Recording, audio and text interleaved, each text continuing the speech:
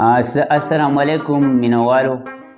غزلې خو مونږ ډېرې وویلې خو داسې یو مات ګډ نظم دی را سره، هغه ستاسو مخکې وړاندې کوم شاید چې ستاسو د غزل نه ډېر خوښ شي.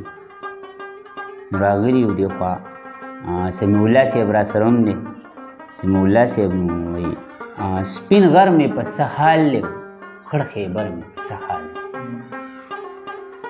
سپین غر مې په څه حال دی او خړ خیبر مې په څه حال دی، په خط کې راته ولیکه جانانه پېښور مې په څه حال دی. بارود پکې الوځي که نه امن او سکون دی، په دار نور څوک خطري که نه دار لره پښتون دی. هر ځای څوکۍ څوکۍ د ټوپک مار خلک ولاړ دی، که نه زه خطا کېږم اوس هغه خلک په لار دی. هر ځای څوکۍ څوکۍ د ټوپک مار خلک ولاړ دی او که نه زه خطا کېږم اوس هغه خلک په لار دی. او د خان سر وي یا د زورور مې په څه حال دی، خط کې راته ولیکه جانانه پېښور مې په څه حال دی.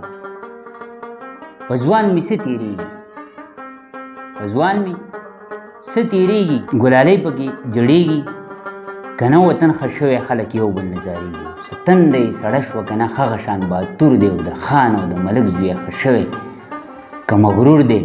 قاضي فیصلې کوي که نه ډاکټر مې په څه حال دی، په خط کې راته ولیکه جانانه پېښور مې په څه حال دی.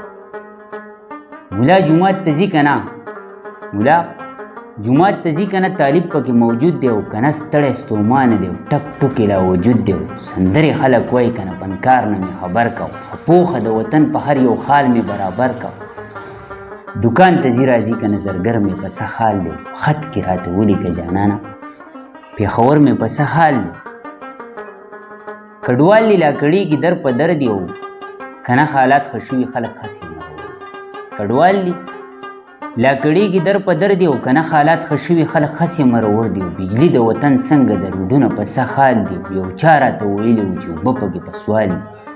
کابل ته ځې راځې که نه لوګر مې په څه حال دی، په خط کې راته ولیکه جانانه پېښور مې په څه حال دی. ورونه بل دي دغه د غره سره او د زړه سر سوځوي او دا مسلمان سوځوي دلته که کافر سوځوي.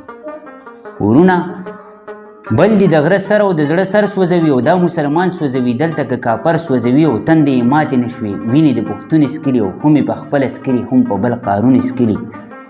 تپوس کول ګناه ده خو عسکر مې په څه حال دی، په خط کې راته ولیکه جانانه پېښور مې په څه حال دی. په ټوله دنیاګۍ کې د پښتون په خاوره جنگ دی یا ښکلې پښتونخوا ده یا کابل په وینو رنګ دی. ما وکتل جانانه په ژوندون پورې چې تنګ دی، نامه چې پښتون ده نو په هر ځای کې بدن.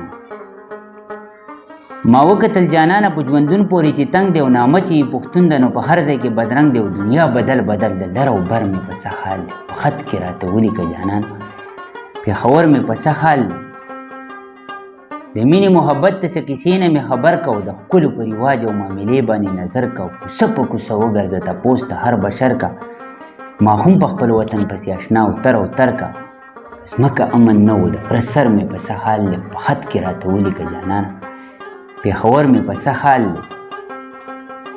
نو روان شو مختار جانه د سوات سیند غاړې له ورشه او بازار کې ګڼه ګوڼه وي بحرین ته برابر شه. او کالام درنه هیر نشي لږ د واورو دیدن وکه زما د پاکې خاورې د دې خاورو دیدن وکه. او بنیر زمونږ کلی اشنغر مې په څه حال دی، په خط کې راته ولیکه جانانه پېښور مې په څه حال دی.